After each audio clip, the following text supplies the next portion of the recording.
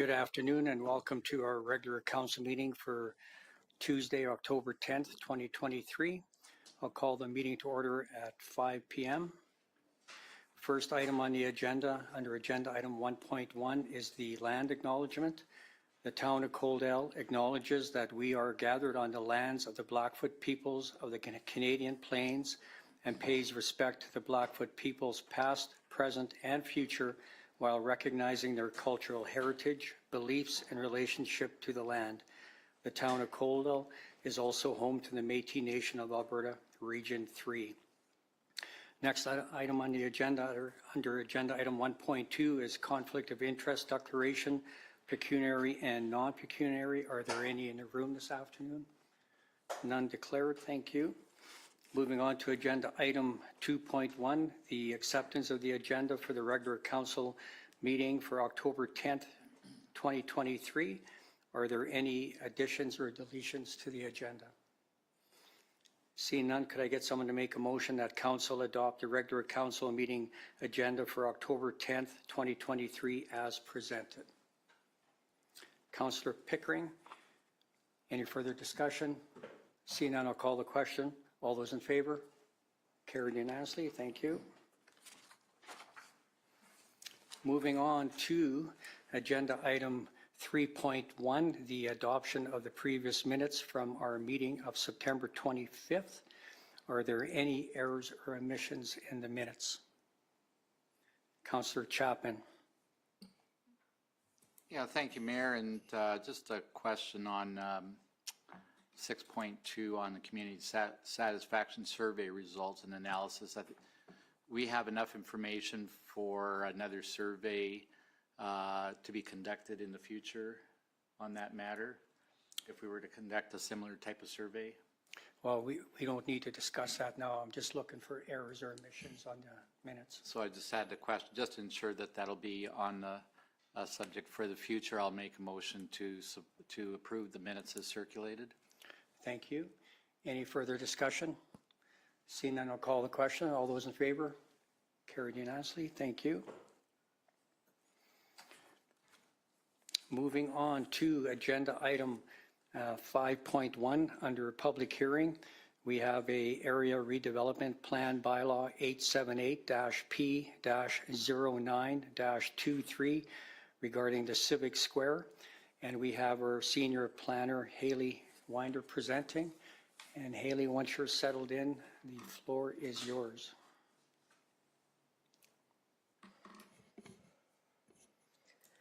Thank you, Mr. Mayor, Council.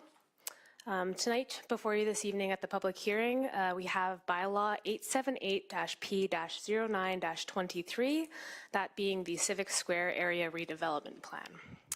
So an area redevelopment plan is a statutory document that sets out goals and strategies for the redevelopment of a previously developed area and provides a framework for council to preserve or improve land and buildings, rehabilitate, remove, construct, or place buildings, and establish and improve or relocate roads, public utilities, or other services in a specific area. The Civic Square ARP proposes clear policy direction for the development and redevelopment of the specific area of downtown containing the Civic Square building, town-owned lands to the south, and a small number of lots to the immediate west of the Civic Square building. The objectives of the ARP are to encourage the appropriate integration of retail, commercial, and dining establishments, improve vibrancy, economic vitality, and livability of the downtown area, identify opportunities for redevelopment of vacant or underutilized properties, encourage the sustainable development of the downtown community, and to build a strong sense of place that contributes to a positive community identity. The Civic Square Area Redevelopment Plan aligns with the goals and objectives of the Town Plan or Municipal Development Plan and other various levels of planning documents within the town and in the provincial hierarchy of planning documents. In support of communicating the public hearing this evening, the following steps were undertaken. The Coaldale Engagement Platform Civicate for the Civic Square Area Redevelopment Plan was launched on September 26th. Notice of the public hearing was advertised for 2 consecutive weeks in the Sunny South News. private landowners were invited to meet with town administration to discuss the proposed Civic Square ARP, and referral agencies received notice of plan preparation. At this time, we have received no submissions from any such referral parties. I'm happy to take questions at this time. Thank you, Hailey. I'll open it up to council. Are there any questions from council for our senior planner? And Hailey, if you could just go over one more time how this was advertised, please. Yes, of course, Mr. Mayor. The engagement platform Civicate for the town of Coaldale was updated there for a page that explained the plan, had the draft plan available for public review, and an opportunity for online comments to be submitted. The notice of the public hearing was advertised again for 2 consecutive weeks in the Sunny South News. Private landowners were direct mailed the information regarding setting up a meeting with town administration to discuss the details of the plan, and referral agencies had received notice of the plan preparation. And then as far as reaching out, you didn't have anybody respond then, correct? Correct. Okay, thank you. I will now ask council if they have sufficient information to make a decision on the Area Redevelopment Plan Bylaw 878-P-09-23. Councillor Avery. Thank you, Mayor. I've just got one question, Hailey. So are these put in regular mail? Are they registered mail? Do we know if the landowners received them or not? Thank you for the question. The direct mail were mailed to the addresses that the town has on file. So any property registered to any person, that mailing address that's on title, that would have been who received the mail. Any further questions? Then I'll ask one more time, does council have sufficient information to make a decision on Area Redevelopment Plan Bylaw 878-P-09-23? Thank you. I'll declare the public hearing closed at 5:08 p.m. Thank you, Hailey. Moving on to business arising from the minutes, agenda item 6.1. We have development permit application 2023-149, direct control regarding the outdoor Civic Square project, phase 3. And again, we have our senior planner, Hailey Winder, presenting. Go ahead, Hailey. Thank you, Mr. Mayor and Council. In March of 2023, Council redesignated lands south of the Civic Square building into direct control in order to accommodate the future development of Phase 3 of the Civic Square outdoor project. As a result of the direct control zoning, Town Council assumes the role of the development authority and therefore must consider and render a decision on development application within the area zoned direct control. Attached to the agenda are the site plans for the proposed development of permanent structures, including the mechanical building and concession building in that Phase 3 area, which are subject to the application this evening. So should council find merit in the proposed development application for the permanent structures that will occupy the space, the attached conditions are suggested. As it is the prerogative of council, you may also add conditions as you see necessary. As per the requirements of the Municipal Government Act and the town's land use bylaw, notice of the application was circulated to the adjacent landowners, and no submissions have been received at this time. So council may wish to approve the development application 2023-149 with the suggested conditions or any additional conditions they see fit. You may also refuse the development application with reason or table the development application pending the receipt of additional information. Based on previous council direction and alignment with the proposed development with statutory planning documents, it is recommended that council approve the development application subject to the suggested conditions. I'm happy to take questions at this time. Thank you. I'll open up to council. Are there any questions for our senior planner? Seeing none, could I get someone to entertain a motion that council approve the development application with conditions listed and any other, that council approve the development application with the conditions listed and any additional conditions as determined to be necessary subsequent to deliberations on the applications or another motion option. Councillor Reese? Thank you, Mayor.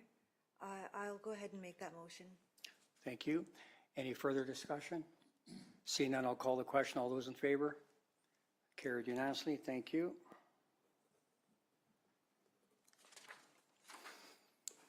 Moving on to agenda item 7.1 under bylaws and policies.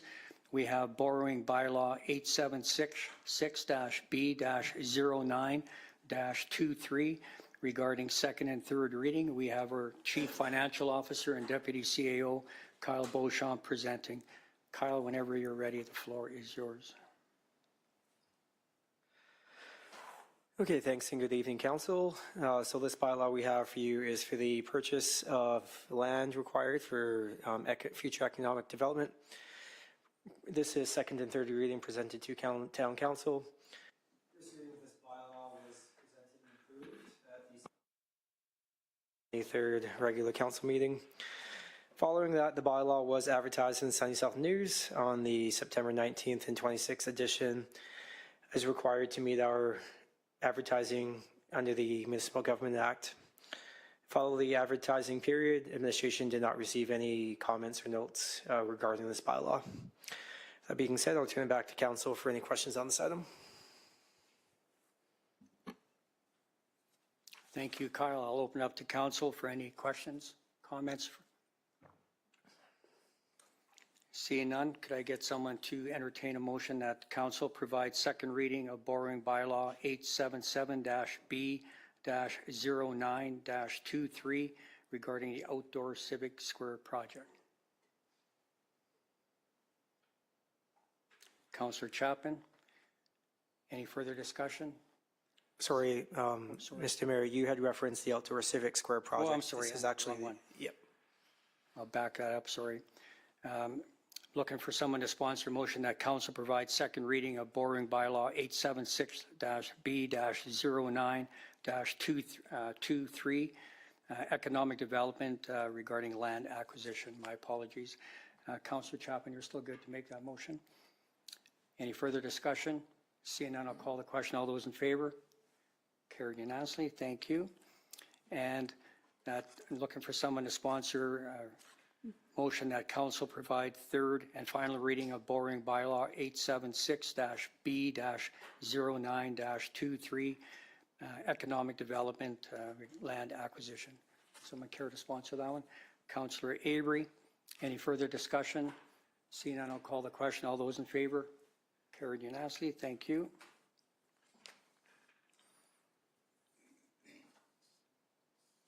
Moving on to agenda item 7.2, borrowing bylaw 877-B-09-23 regarding second and third reading. Again, we have our Chief Financial Officer and Deputy CAO, Kyle Beauchamp, presenting. Go ahead, Kyle. Okay, so this bylaw is the one in regards to the outdoor Civic Square project, present to the second and third reading here for Town Council's consideration.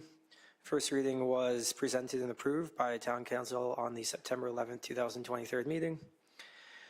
Following that, this bylaw was advertised in the September 19th and 26th edition of the Sunny South News. No objections, notes, or requests were received from administration following the advertising period. With that being said, I'll be happy to answer any questions on this bylaw from Council. Thank you. I'll open up to members of Council. Any questions for our CFO?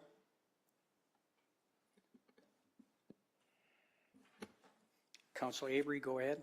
Thank you, Mayor. And it's just a statement in when it comes to voting. It's not the project that I'm against, it's the cost of the project. Hence why I'll be voting against the borrowing bylaw. Thank you. Any further questions, comments for Kyle? Seeing none, could I get someone to entertain making a motion that Council provides second reading of borrowing bylaw 877-B-09-23 regarding the outdoor Civic Square project? Councillor Chapman makes that motion. Any further discussion? Seeing none, I'll call the question. All those in favor? Opposed? Opposed, we have Deputy Mayor Beekman. Councillor Pickering and Councillor Avery. The motion is carried. And I need someone to sponsor third reading of borrowing bylaw 877-B-09-23 regarding the outdoor Civic Square project. Councillor Chapman makes that motion. Any further discussion? Seeing Councillor Avery. Thank you, Mayor. Just requesting that we have the vote recorded on this one. Thank you. Our municipal clerk will make note of that. And then one more time, Councillor Chapman made a motion that council provide third reading of borrowing bylaw 877-B-09-23 regarding the outdoor Civic Square project. Any further discussion? Seeing none, I'll call the question. All those in favor? Opposed? Opposed, we have Deputy Mayor Beekman, Councillor Pickering, and Councillor Avery. Motion is carried. Thank you, Kyle. Moving on to agenda item 7.4, the Civic Square Area Redevelopment Plan Bylaw 878-P-09-23 regarding second and third reading. And again, we have our senior planner, Hailey Winder, presenting. Go ahead, Hailey. Thank you, Mr. Mayor. I have nothing additional to add after the public hearing presentation. However, it is recommended that council do provide second and third reading to the Civic Square ARP. Again, happy to take questions prior to any vote. Thank you. I'll open it up to council. Are there any questions for a senior planner? Seeing none, could I get someone to entertain a motion that council provides second reading of Civic Square Area Redevelopment Plan Bylaw 878-P-09-23? Councillor Reese? I'll make that motion. Thank you. Any further discussion? Seeing none, I'll call the question. All those in favor? Carried unanimously. Thank you. And looking for someone to sponsor third and final reading of the Civic Square Area Redevelopment Plan Bylaw 878-P-09-23. Deputy Mayor Beekman makes that motion. Any further discussion? Seeing none, I'll call the question. All those in favor? Carried unanimously. Thank you. Thank you, Hailey.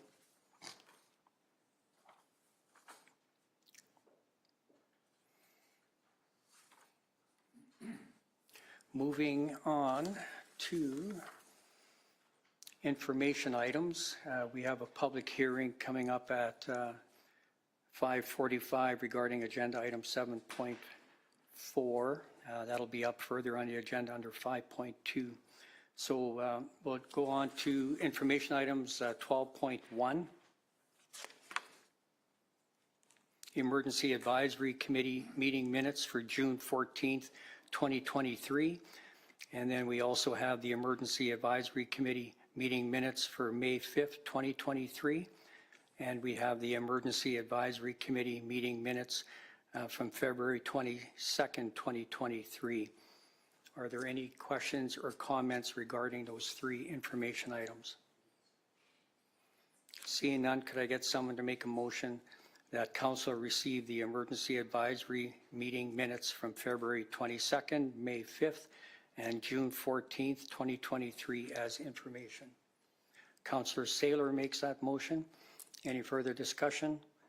Seeing none, I'll call the question. All those in favor? Carried unanimously. Thank you.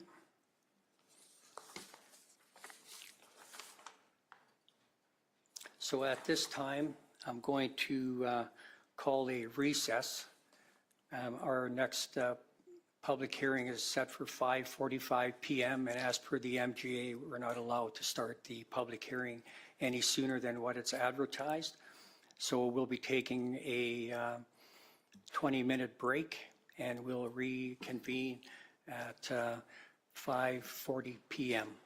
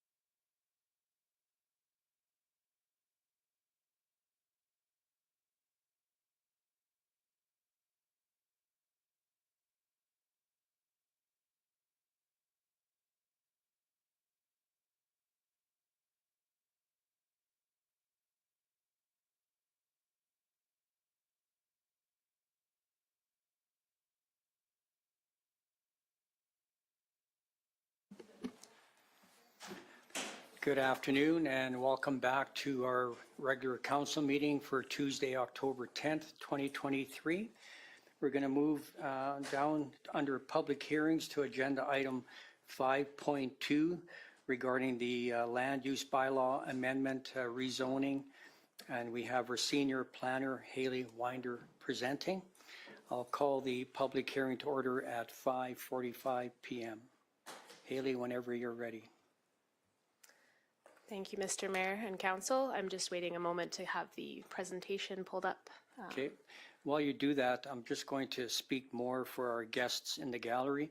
So the intent of this public hearing, again, is regarding agenda item 5.2, the land use bylaw 879-P-09-23 regarding a rezoning amendment. And for our guests, I just wanted to let them know that I will be chairing this public hearing and any questions and comments shall be directed through myself. Addressed to the chair will be Mayor Van Rijn, and the purpose of this public hearing is to consider the land use bylaw rezoning amendment I just mentioned. The public hearing procedures are as follows. Council is here to listen to the information presented and make a decision on the matter that's the subject of the hearing. This is a formal hearing and not a debate. Everyone wishing to speak who has pre-registered will be given an opportunity to speak once to the matter as called upon by myself, the chair. So if anybody in the gallery that wishes to speak that has not signed in, please come up to our municipal clerk and she'll look after that. Each presenter must state his or her full name, their address, and their interest in this matter, including whether they are in support or non-support. Individuals who do not identify themselves will not be given the opportunity to speak. Presenters are to stay within a suggested 5-minute time limit on the presentation and are encouraged when speaking to keep the presentation to point and refrain from restating points raised by previous speakers. If new presentation materials are provided, you may be required to email a copy to our municipal clerk. Again, at this time, I would like to ask our senior planner, Hailey Winder, to introduce the subject matter of this public hearing. Thank you, Mr. Mayor.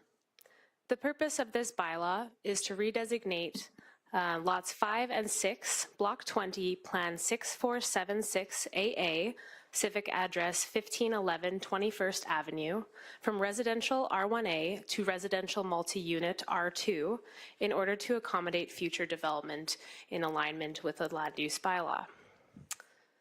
So the applicant applied for rezoning on August 28th, 2023, and this bylaw received first reading on September 11th, 2023.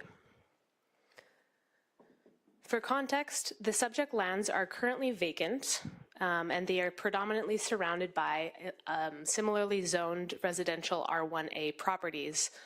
There is a residential small lot, which is R1B properties located, or 3 properties with that zoning located to the east. However, there are also institutional, recreational, or IR properties within proximity to this subject property, being the R.I. Baker School to the east and the Anglican Church to the southwest. I will note also that there are commercial C1 properties being within the downtown overlay located less than 150 meters from the subject property. So here before you, we can see that there are a list of R1A land uses, which is the current zoning of the property, and the R2 land uses being the proposed zoning of the property. On the right-hand side, the R2 land uses, I have highlighted in yellow those differences, those that have changed from the R1A and which would be either permitted or discretionary within the R2. Those highlighted in green are the identical to what was permitted and discretionary in the R1A land use. I feel that it is important to note to Council that this land use redesignation does not automatically confer the right to develop any of these properties or any of these uses. They must still have a permit and they must comply with the land use bylaw regulations. Permitted uses are as of right. Again, however, they do need to conform to the requirements such as setback, massing, site coverage, etc. Discretionary uses listed on the right, those must be reviewed and decided upon by the Municipal Planning Commission. So in order to understand the application in the broader context and review the application for consideration, we have to look at the planning context. So the planning context is, does this application align with the goals and intentions of the statutory planning documents that the town has adopted? So the preeminent plan for the town is the town plan, or the municipal development plan. This is a long-range plan adopted by Council in 2020, and it is to ensure that there is consistency and a coordinated approach to decision-making on such types of applications as land use amendments and so forth. The municipal development plan or town plan defines the community vision and goals and outlines the policies and strategies that guide future development. The plan has been founded on a significant amount of community feedback, including a steering committee, multiple rounds of survey engagement online, and open house in-person hybrid communication or engagement during the process of development. Within the town plan, highlighted here, you can see in the red circle in the center of the map is the general location of the subject property. You can see that it is highlighted in red as an area of change within the municipal development plan. So further to that, we have a few key policies pulled from the municipal development plan, again, which was adopted by council. Namely policy 2.2 is that the town strive for 10% of new development to be located within existing areas as identified as areas of change within the map that I had previously shown. Furthermore, policy 2.3 is to increase densities within existing neighborhoods and to take advantage of existing infrastructure. Policy 2.9 requires that multi-unit dwellings and developments shall be dispersed throughout the community and not segregated into specific areas. Policy 210, specific to multi-unit dwellings, we have some siting criteria and location criteria to consider. When you look at municipal land use redesignations, this is the kind of position, these are the kind of locations that we would like to see multi-unit development. Where possible, within 400-meter walking radius of downtown, within 400-meter walking radius of parks, trail systems, and schools. Additionally, the municipal development plan calls for multi-unit development on corner lots where possible. Policy 2.13 is to ensure residential density targets are achieved by the development of a diversity of dwelling styles. I will note that the neighborhood that the subject property is in currently has a density of approximately 5 dwelling units per developable acre. The goal of the municipal development plan is to have new development at a density of 8 dwelling units per developable acre. So just to show you, that's the target density that the town has decided to aim to achieve. Finally, policy 2.19 calls for the diversification of the town's housing stock through the increase of the allowing of various types of multi-unit and non-single detached housing. All of these policies contained within your statutory plan point us into the direction of encouraging and approving where appropriate multi-unit residential developments. So further to community engagement, for this specific public hearing, the notice of the proposed bylaw and public hearing was circulated to the surrounding property owners within 60-meter radius of the subject lands. It was advertised for 2 consecutive weeks within the Sunny South News and posted on the town engagement platform, Civicit. As a result of this notification and circulation, we have received 6 submissions via email. They were included in your agenda package for your review. And additionally, we did receive 2 submissions via the Civic Kit online engagement platform. They were duplicates of emails that were also submitted. So those, a total of 8 submissions, 2 of which were duplicates. So proposed bylaw 879P-P-09-23. Tonight, council must hear any person, group of persons, or person representing them who claims to be affected by the proposed bylaw.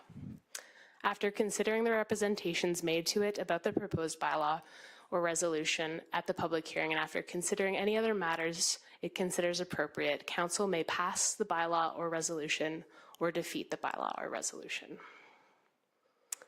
I'm happy to take any questions at this time. Thank you, Hailey. I'll open it up to council. Are there any questions? Deputy Mayor Beekman. Thank you, Mayor, and thank you, Hailey, for that. Just one question. You had said that the area that we're discussing tonight is a density of 5 units per acre, and the town's plan is 8 units per acre.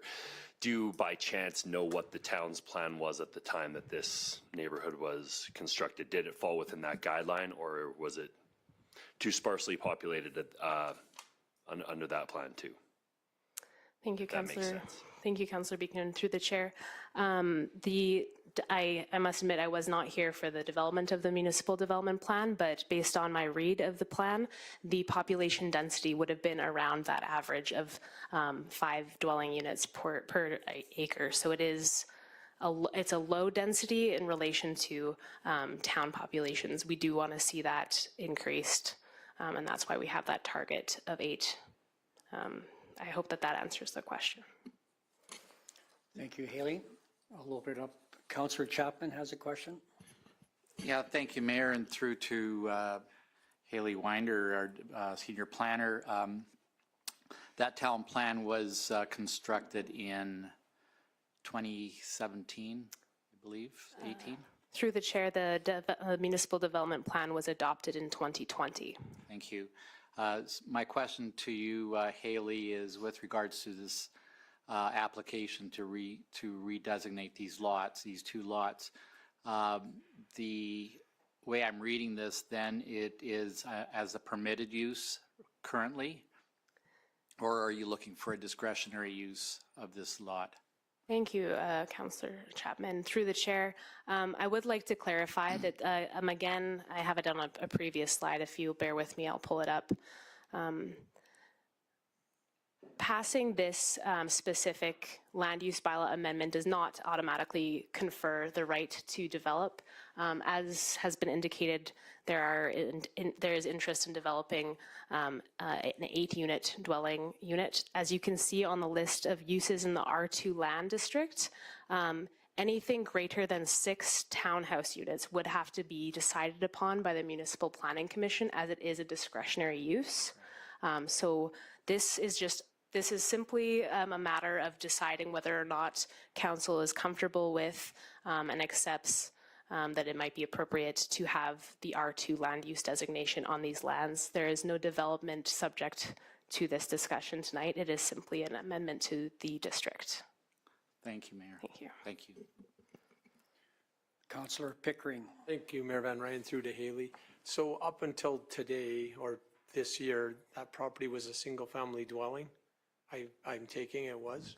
Through to the chair, yes, it's my understanding that historically has been a single detached dwelling. Until recently, actually, it has been demolished. It is a vacant lot currently. Okay, thank you. Any other questions, comments? So, Hailey, just for the sake of our guests in the gallery, can you explain the next step after the decision is made tonight? If this was to be passed, what would be the next step for the developer? Thank you, Mr. Mayor. The next step, should this amendment be passed, would be that the town administration would receive an application from the applicant stating the specific use. They would show us stormwater management, parking, any other requirements that are within our land use bylaw that are typically required for applications. If it does fall within the permitted use category, Again, it would still have to comply with those requirements, those regulations. However, if the use that they are proposing or applying for is listed within the discretionary uses, that application would have to be circulated and reviewed by the Municipal Planning Commission. A similar process to this evening would occur, but with the Municipal Planning Commission. Again, those adjacent landowners within a 60-meter radius would be notified of the specific application. They would be offered the chance to submit any comments or submissions to the Municipal Planning Commission for consideration. And again, they'd be allowed to attend the meeting to voice any concerns and have any questions answered at that time. The decision ultimately would be, if it was a discretionary use, within the hands of the Municipal Planning Commission. Thank you. And then one other question I have, and we also have sitting at the presentation table, we have our Director of Growth Investment, Cameron Mills. So back when this was approved in 2020, the town plan, either Cameron or Hailey, if you could explain that process one more time as far as how the public engagement worked and the type of response that was given before this plan was adopted. Thank you, Mayor Van Rijn. So the process associated with the adoption of the new town plan wasn't one that I was involved with directly. Our previous Director of Planning and Development, Spencer Croyle, would have undertaken this project directly. However, this was a process that engaged over a period of approximately 2 years. It was a process that involved a number, not only a significant amount of public consultation, but also public consultation of a variety of styles. And so there was a steering committee in which council would have been involved, as well as members of the general public that provided some oversight to the process. There was also multiple rounds of public engagement, both in-person engagement, online, the opportunity to comment online and to review things that way. Ultimately, we received approximately a little over 900 pieces of feedback were incorporated into the development of this document, at which point the document was ultimately passed by council and approved. So what we have realistically with the town plan is a document that has, relative to the volume of feedback that is typical for planning documents, something that from our perspective can be taken to be fairly all-encompassing in terms of the amount of feedback that was received from the community, and is really, in our opinion, a reflection of the broader community's desire for how the town is to go forward with its planning processes. And that's really ultimately to provide some context to that. Really what the town plan does for our department is a few things. First of all, it provides the marching orders, if you will, to my staff in terms of what it is we're trying to achieve as a planning department in terms of how we're supposed to approach things. And it also provides externally a signal to potentially the investment community in terms of what types of projects we're looking to attract to town, and it provides that guidance for everyone involved. We take what the town plan provides us as a starting point for our discussions with the development community. We like to see projects that align as closely as possible to the town plan, and then ultimately with a project like this, that feeds into our analysis and recommendations to council. Regardless of that, it is ultimately at council's discretion to consider these particular applications on a case-by-case basis. We simply use the town plan as a guidebook for doing so. Thank you for that. And now Councillor Avery has a question. Thank you, Mayor. So just for clarity, if it is not passed this evening, there's nothing stopping the developer from coming back in, rezoning those lots to be the same as 23, 24, 25 on the other end of that block, because years ago that was 2 lots as well, and then it was re-subdivided into those 3 lots. And then they could go with the same R1A and have secondary suites and still have up to 6 families staying in there. Is that correct? If I may, I would have to look at the specifics of the proposal, but theoretically, yes. Thank you. So just go ahead, Councillor Chapman, you go ahead, go first.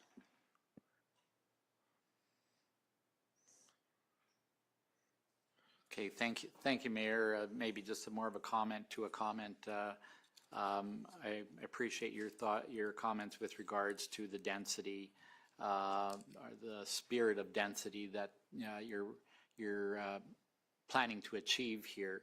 And being on those discussions in 2020, I do recall that the intention of density can't be fulfilled on properties that are already established, for example, Cottonwood, and other parts of town that are currently established neighborhoods.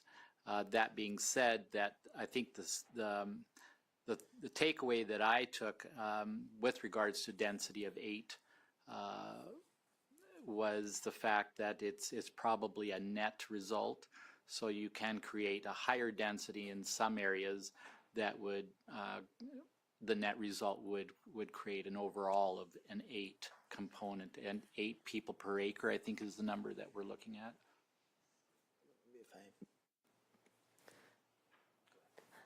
Thank you for the question through the chair. That is correct, that 8 dwelling units per acre is a net, an overall kind of calculation.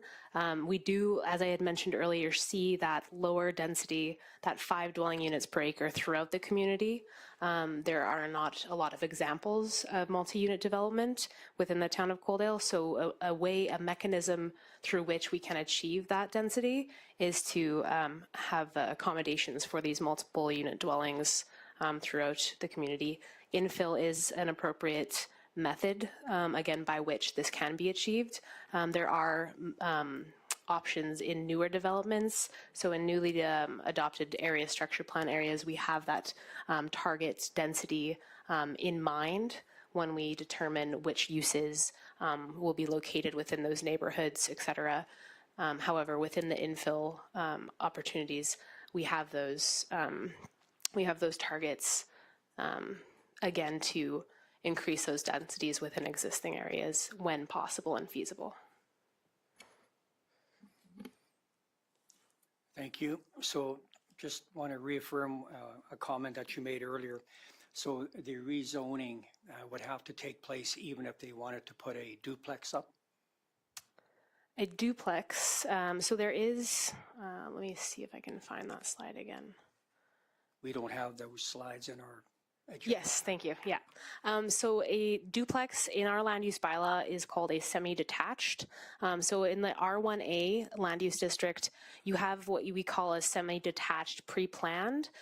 These types of dwellings are identified in area structure plans or in outline plans. They are pre-planned. Council's aware of where they will be generally.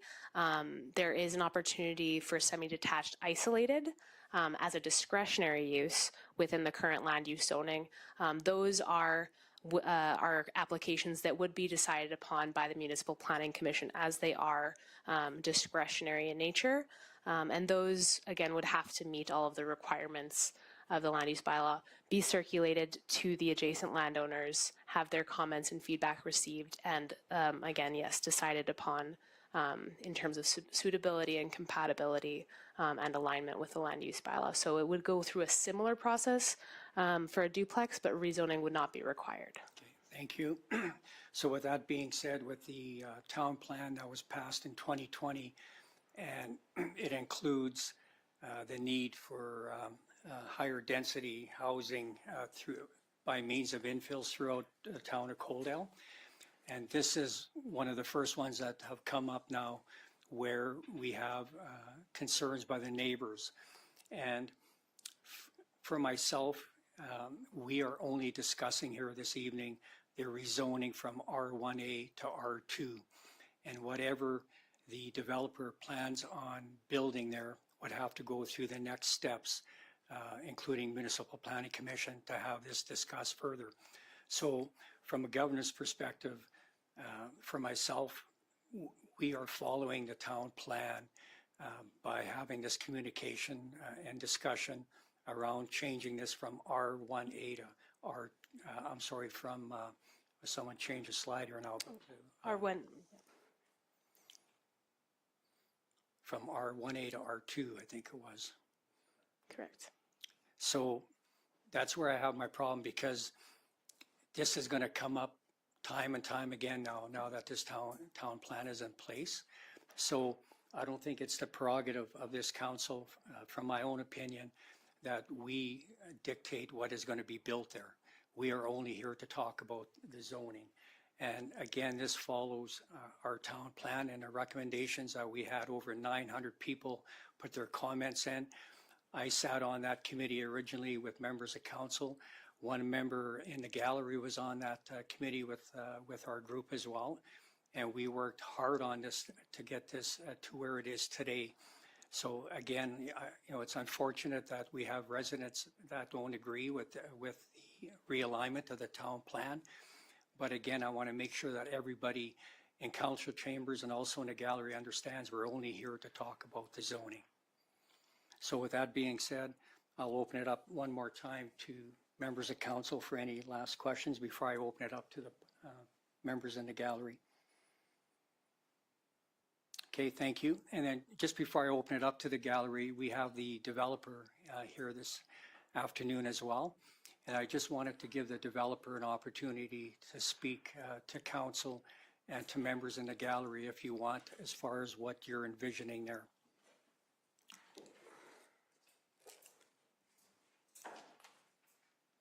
If you could, just for the public record, give us your name and address, please. Sure, thank you. Kelly Wires, our address is 2015 21st Street here in Coldale.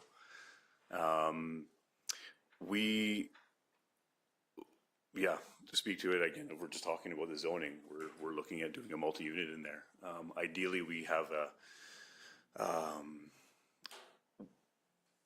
how much can I speak to this? I guess that's the thing. I haven't been used to this, so just bear with me a little bit on it if you can. If you, like, we have all the neighbors in the gallery that are interested in this, so speak freely on Speak the freely, project. okay. So we currently own a multifamily here in Coldale. We purchased that a while ago. And one of the interesting things about what we found in being a landlord, especially to a unit, we have a 7-unit building. It didn't show it on the map, like just outside of that, is our 7-unit buildings on the corner adjacent to R.A. Baker. We have noticed, which everybody has, is the vacancy rate is less than 0 right now. And we're having constantly people come to us and ask for putting on a waiting list even for this. So this is something that we've seen happening and growing in our community. And so the only option that myself and our partner have looked at this is, what are options? Can we buy another building in town? Does it make sense? That's not increasing the amount, but could we build another building like what we currently have? So that's the process that we've looked at this. We found this lot. This is just a perfect lot for it. It's almost exactly the same lot that we currently have. Our intention is to build almost the exact same building. We've done the drawings. We've kind of worked through that. So that's something that, is the next stage. We want to make sure we're walking and being compliant with what the town is looking at and looking for. We currently have a building. We've submitted to the town what our proposal is. It is not something that is, I guess, our hope in this case, that it is not outside of what fits well in the town. It's not some tall monstrosity. It's not expanded on a building. The perfect use for this corner lot, we picked this lot because it works almost exactly like our current building. Our current building is a 7-unit building.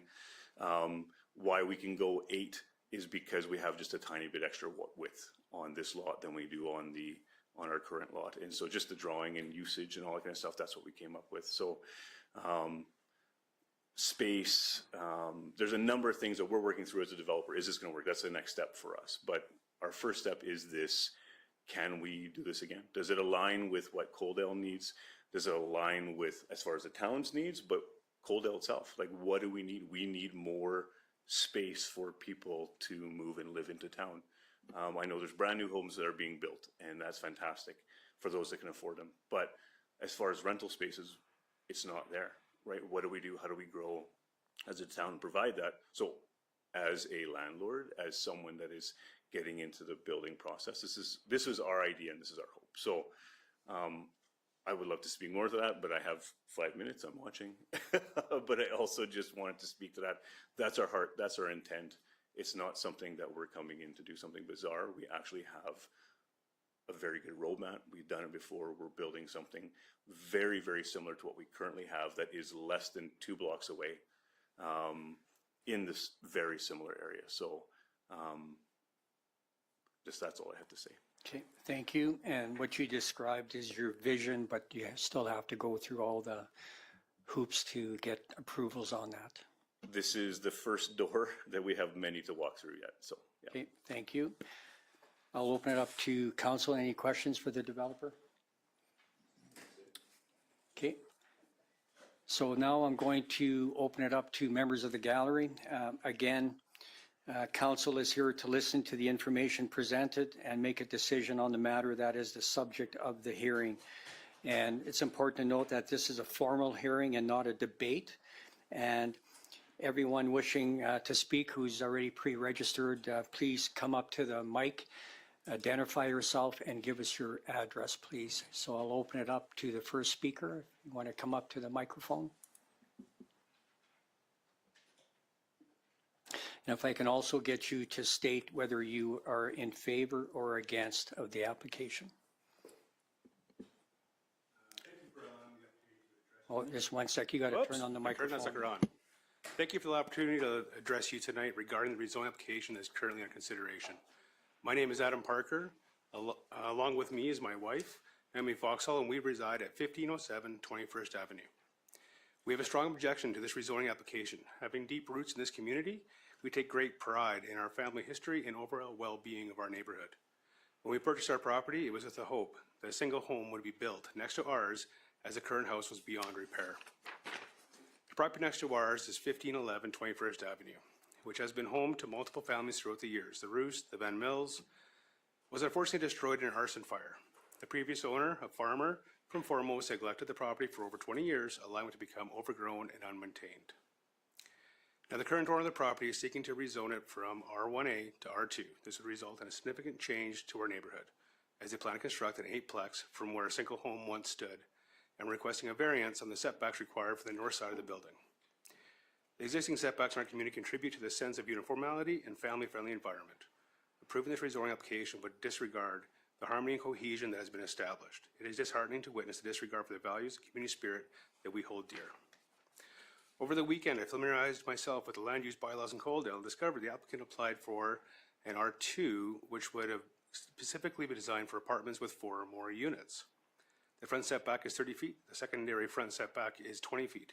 The applicant is requesting to change the secondary front setback to be only 13 feet to reduce, or they have to reduce the parking in the rear of their property. The 8-plex they're planning on building simply does not fit with the land use bylaw of the town of Coaldale for properties of 4 or more apartments. Moreover, the owner of the properties already own other multiplexes 4 blocks away. They are developers, landlords, and do not reside near the property in question. Their involvement is for profit. Despite the eloquent writing in their application, the building should be adhered to basic land use bylaws that have guided Coaldale this far. Furthermore, we only became aware of this rezoning request when we checked our mail, which we do monthly. The letter which we received simply stated the property owner wanted to change from R1A to R2. It wasn't until we were upon reviewing the town's agenda for the first reading of this rezoning application that it became evident the developer went to great lengths to inform mayor and council. Speaking with some of our neighbors, it also became apparent that none of them were aware what the change from R2 and from R1A to R2 would allow for the construction of an 8-plex. Most of them were shocked and dismayed by this revelation. It is important to note the majority of residents are not land use specialists or rezoning specialists. Many do not understand the implications of what R2 actually means. Well, I understand that town has fulfilled this requirement by sending a letter to affected residents and posting information on an online platform and in the local paper. Our question were this is sufficient. With the fee of $600 charged applicant, why did the letter to the affected residents not include the comprehensive information? Why did we not receive a layman's term explaining what R2 means? The current property owner has invested considerable resources in architectural drawings and provided a detailed explanation. I can only assume that they worked closely with the senior town planner and the director of growth and investment to ensure all necessary boxes were checked in their application. As a fellow resident of Coaldale, we strongly urge you to reject this rezoning application. let us preserve our character and integrity of our neighborhood, and uphold the values that makes Coaldale a wonderful place to live. Thank you. Thank you, Adam. So if you want to go sit back in the gallery, I'm going to ask either Hailey or Cameron or both to come up if they want to answer a couple of those questions that Adam brought up, please.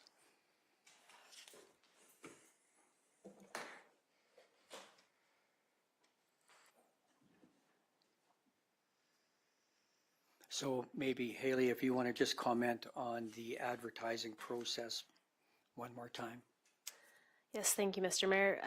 As per our MGA requirements and our land use bylaw requirements, we did meet all of the standards for notification. The information contained within the notice is what was required. There is information encouraging any recipient of the letter to contact town administration, which we did. We did receive a few phone calls and some emails to garner that additional information regarding the application. Again, I would like to point out that any details concerning any development specifically is not pertinent necessarily to the rezoning application. So those drawings that would have been included in that last council meeting, the September 11th council meeting, which was referred to earlier, those were supplemental in nature and meant as an illustrative for the potential. But the rezoning information was contained within that letter. Again, any additional information that was required, there was access to my email, phone number, a way to contact me to get that, and I did follow up with a number of individuals who had requested. Okay, thank you. And Cameron, have you got any follow-up comments, or did Hailey covered off? I thought Hailey covered it well. Thank you. And I'm just going to ask our CAO, Kaylin Hastings, if he can just explain the governance side of it regarding when council has something come before them with a first reading request, how that opens up the dialogue to bring us to the next steps.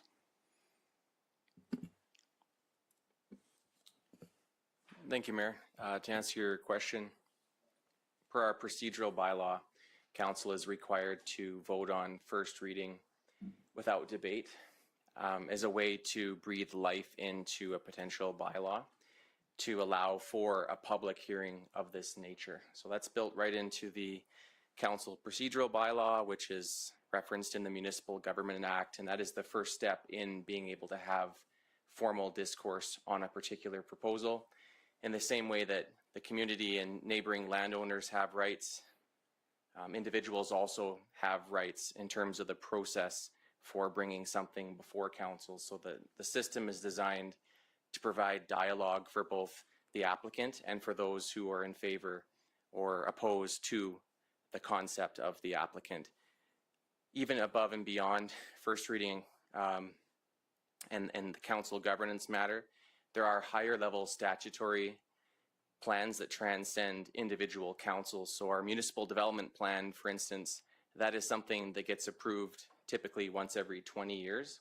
And the idea behind a statutory framework like that is to have principles that steer the manner with which municipalities grow, develop, plan, that goes beyond the finite term of a council term. So even beyond the governance dynamics of a particular council, there are higher level statutory plans that transcend the finite terms of a term in office. So I hope that helps answer the question in terms of how we got here today. But to summarize, council under the procedural bylaw must vote on whether to pass first reading, and that's what breathes life into this discourse that we're in here today. Okay, thank you. Thank you, Cameron. Thank you, Hailey. So I'll open it up to anybody else in the gallery. Is there anybody else that has a question, comment you want to bring up? If you could please sit down and turn your microphone on, identify yourself, give us your address, and state whether you're in favor or against the application, please. Good evening. I'm Joni Neufeld. I live at 1605 21st Avenue. I'm in support of the rezoning. I have questions that I'd like clarified, though. And I just wanted to say thank you to Ms. Winder for the presentation. These two slides that are here explaining the differences are very helpful. I'm just wondering if affordable housing is part of or one of the goals, I guess, of rezoning, and if bringing families in and affordable housing for families as opposed to just dwellings that are single-person dwellings to bring families and life into the neighborhood. I'm just curious if those are part of the rezoning, and then other questions and concerns I had would be better off further down the road. So I'll just leave them with those two. Thank you for your time. Thank you. Thank you for the question through the chair.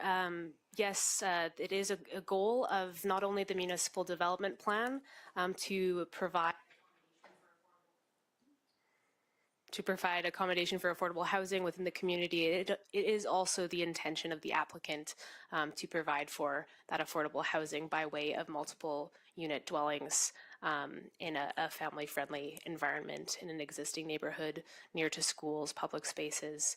That is the intention. It's described in the descriptive narrative that was submitted as part of the application. Thank you. Cameron, you have a follow-up comment? I do. So the term affordable housing really, it means two things.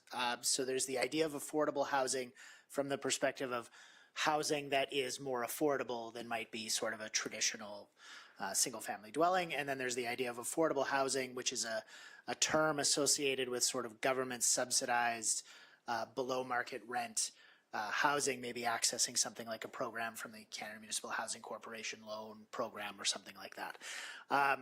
When we're talking about a rezoning, and this is where these things can be somewhat difficult, we're really talking not about the specifics of the application, which is to say issues associated with the design of the building that was included in the package, the specifics of the difference between the units being 1 or 2 bedroom, the number of units associated on the included in the package there, all of those things that are left to the next stage of the process, which is that municipal planning commission hearing, where the specifics of that proposal are going to be considered. The reason we include a proposal like this in the package to give some sense of what the developer's vision is at this point, at this stage of the process. We believe that more information is better than less information. We believe giving the community members in the gallery that information up front is the morally correct thing to do. However, we are not considering the concept of whether or not the units are sort of classify as affordable in nature, and we're also not considering things like setbacks from property lines or number of parking stalls or things like that. What we're considering at this hearing today is simply the idea of taking a piece of land that's currently zoned R1A and converting that to a piece of land that will be accommodating to multifamily style development concepts. Ultimately, what those are is going to be something, if this bylaw is approved, something that's considered by the Municipal Planning Commission. That's how this process works. And I recognize that people that don't do this on a day-to-day basis probably, don't have a fundamental understanding of that necessarily, and so it is a cause for confusion at times, and we apologize if that's the case. But realistically speaking, when we talk about the idea of housing affordability, there is, I think, probably no debate that the opportunity to provide multifamily housing certainly is going to provide for more affordable housing options within the community than would be a single family dwelling. So from that perspective, I think it's reasonable to say that the proposal will provide for some improved affordability of housing within the district, but whether or not it meets that affordable housing criteria of this sort of below market rent housing, that's not something that's being considered today. Okay, thank you, Cameron. Thank you, Hailey. I'll open it up to the gallery one more time. Is there anybody else that wishes to speak?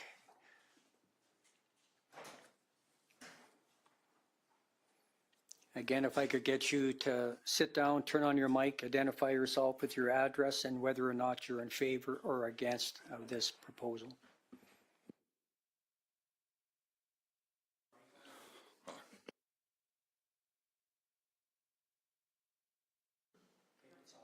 Okay.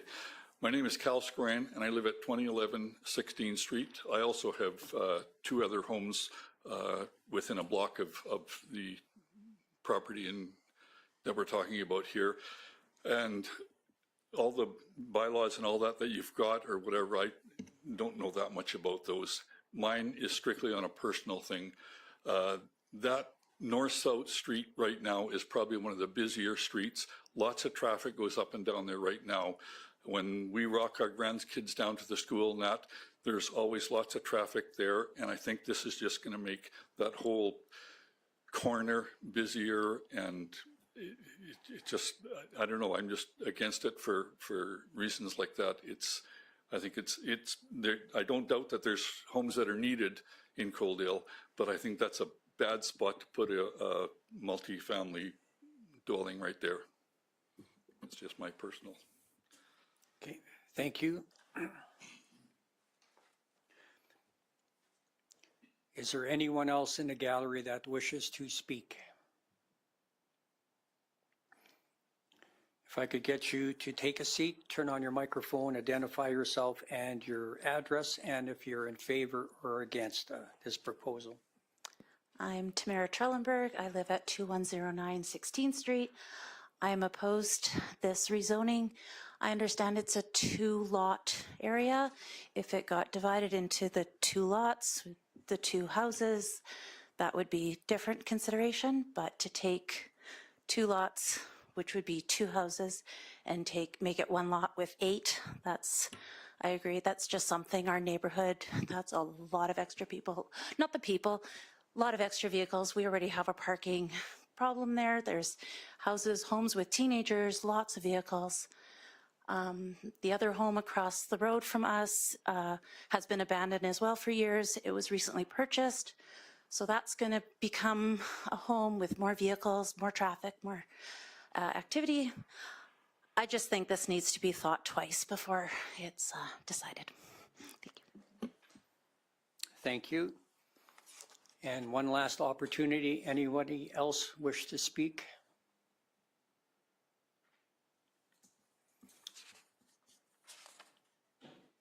You know the drill, Nikki.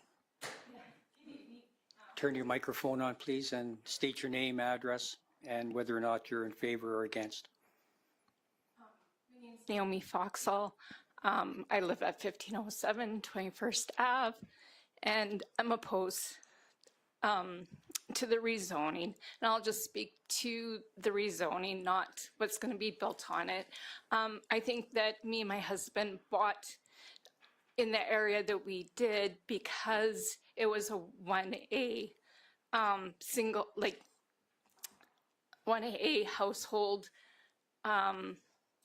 community versus like a multi duplex. And I think that for the last probably 10 years, living beside that lot where there's been just animals coming into it because it hasn't been taken care of, fires because kids are going in there and burning things up. It was nice to see that the lot was finally bought and there was a lot of hope. However, when we learned that there's a chance of it being rezoned, I think that that does change our neighborhood. And I just wonder, like, if this were occurring in other communities like Cottonwood, how would they feel about it, right? If there was other communities where they purposely bought in that community because of the style of houses and homes, just to have it rezoned, how would they feel? And so I would just ask you, Mayor and Council, to reconsider. I think that in 2020,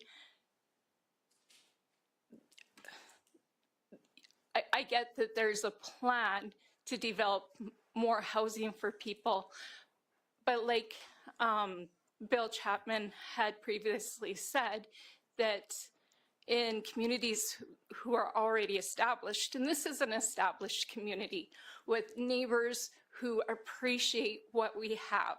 And to rezone it at this point, I think would be disappointing. Thank you. Thank you. Anybody else wish to speak on this rezoning matter? Thank you. And I'll open it up to council now.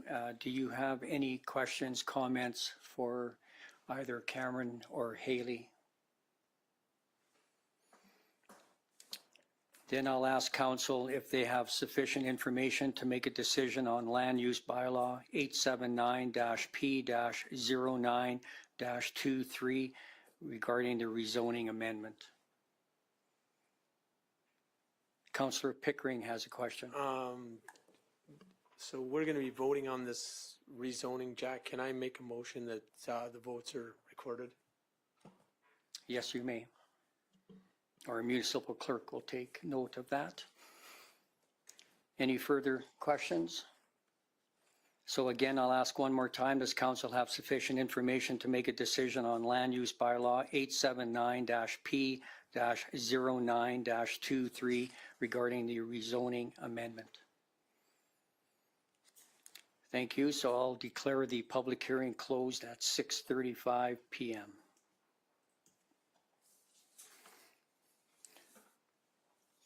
Moving on with our agenda item 7.4, we have the land use bylaw amendment 879-P-09-23 regarding second and third reading for rezoning from R1A to R2. And again, we have our senior planner, Hailey Winder, just kind of closing the loop on the discussion. Thank you, Mr. Mayor.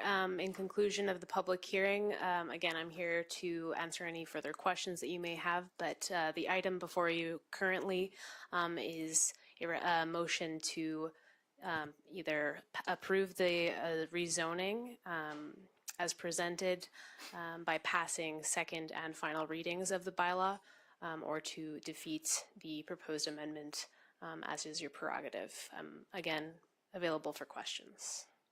Thank you. Any questions, comments for our senior planner? Councillor Reese. Thank you, Mayor Van Rijn. And I'm going to be voting against this item on our agenda here tonight. And the reason for that is simply that I do believe that in the master plan, that in any area plan that we've seen, there's always subdivisions for multi-housing units. And I believe that in established neighborhoods that people buy there for a reason, or if they're already living there, they like the development that it is. And that's where I will be taking my vote. Councillor Chapman. Thank you, Mayor Van Rijn, and through to Hailey Winder. Just a question with regards to the town plan. You had referenced in your earlier comments about density, and just a question that just arose, and I can't remember the answer to this one, but when we're speaking about density and your goal to meet 8 units per acre, could you help us all understand that concept and whether one building, whether it be 2 or 3 stories high, or one building with 8 units in it, would that be considered one building or 8 different units? Thank you for the question through the chair. In terms of density, it is a metric that is based on dwelling units, so it has no consideration necessarily for the size or the massing of the building. It simply is how many dwelling units are within that structure, or as the metric is established in our municipal development plan, how many dwelling units are within that developable acre. That's the metric that it's based on. I hope that answers the question. Thank you. Any further questions, comments? With that being said, then I'm looking for someone to sponsor a motion that council provides second reading of Land Use Bylaw Amendment 879-P-09-23.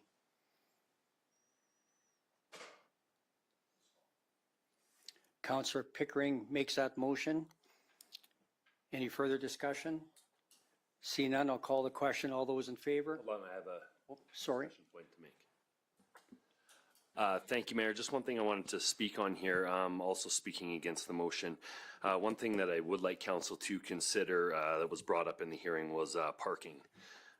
Most recent census data shows that our closest city that would get census data is the average dwelling has 2.5 vehicles per dwelling. So start factoring that into the safety factor. We have to be 5 meters off of the flat line of the corner to where you can park. Congestion was one of my big worries here. So yeah, that's one of the reasons I'll be voting against this. Well, just to be clear, that would be an excellent question to be asking at Municipal Planning Commission. Like here, we're just talking about the rezoning, not what's going to be going on there. Okay, last chance, questions, comments? Again, we have a motion on the floor by Councillor Pickering that council provides second reading of Land Use Bylaw Amendment 879-P-09-23. Any further discussion? See none, I'll call the question. All those in favor? Opposed? Opposed. Councillor Chapman, Councillor Reese, Councillor Pickering, Councillor Avery, Councillor Beekman, or Deputy Mayor Beekering. So the motion is defeated.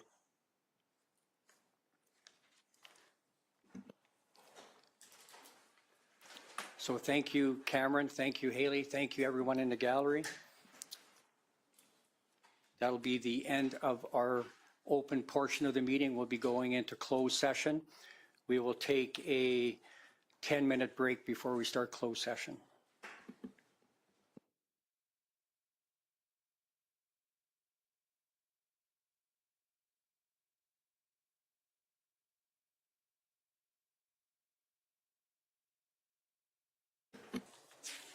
Just hang on for 1 second.